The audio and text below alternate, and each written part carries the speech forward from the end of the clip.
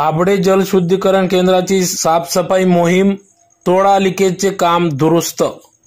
उद्या धुळेकरांना पाणी पुरवठा सुरळीत।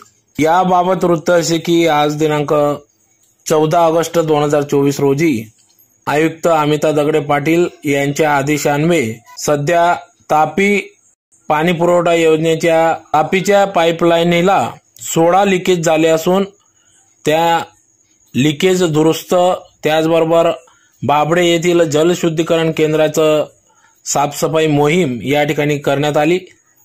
सकाळपासूनच या मोहिमेस सुरुवात करण्यात आली, ज्यात प्रामुख्याने तापी पाणी पुरवठा योजनेच्या माध्यमातून धुळेकर जनतेला 50% जनतेला या ठिकाणी या तापी जल पाणी पुरवठ्याच्या माध्यमातून पाणी मिळत असते।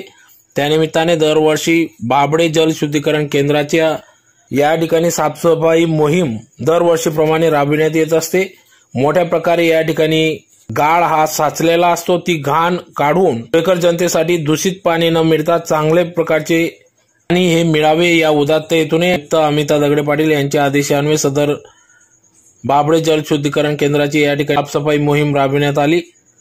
तर सदर 16 लिकेज देखील या ठिकाणी लिकेज काढण्याचे काम प्रगतीपथावर राबविण्यात आले। दुपारी 4 वाजेपर्यंत 10 लिकेज या ठिकाणी दुरुस्त करण्यात आले होते, तर रात्री 10 वाजेपर्यंत सर्व लिकेज हे पूर्ण बंद करण्यात येतील व पाणी पुरवठा धुळेकर नागरिकांसाठी सुरळीत करण्यात येणार असल्याचे याबाबत अधिक माहिती धुळे मनपाचे अभियंता नरेंद्र बागुल यांनी वृत्तवाहिनीशी बोलताना माहिती दिली।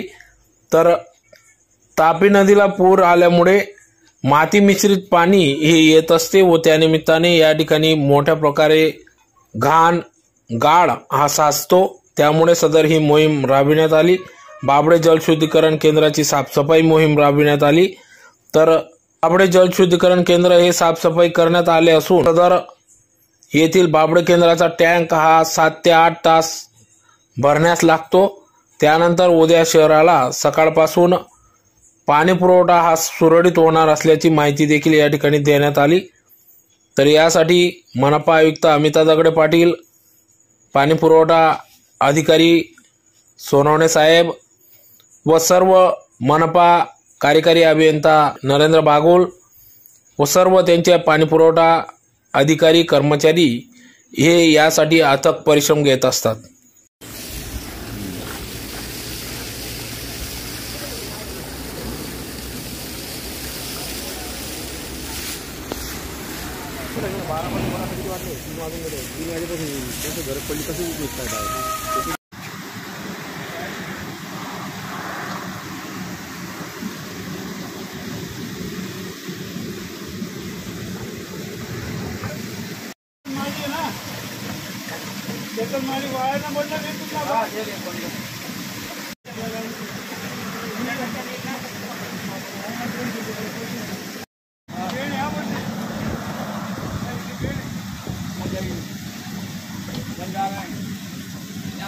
तापी पाणी पुरवठा योजनेच्या बाभडे जलशुद्धीकरण केंद्र येथील क्लॅरिफिकेटरची साफसफाई करण्याचं आज आम्ही काम हाती घेतलेलं होतं। तसंच तापी पाणी पुरवठा योजनेच्या 40 किलोमीटर जी आपली पाईपलाईन आहे त्याच्यावर एकूण 16 लिकेजेस होते, ते लिकेजेस दुरुस्ती आणि त्याच वेळेस क्लॅरिफिकेटरची साफसफाई अशी दोन्ही कामं एकाच दिवशी शेड्यूल केलेले होते।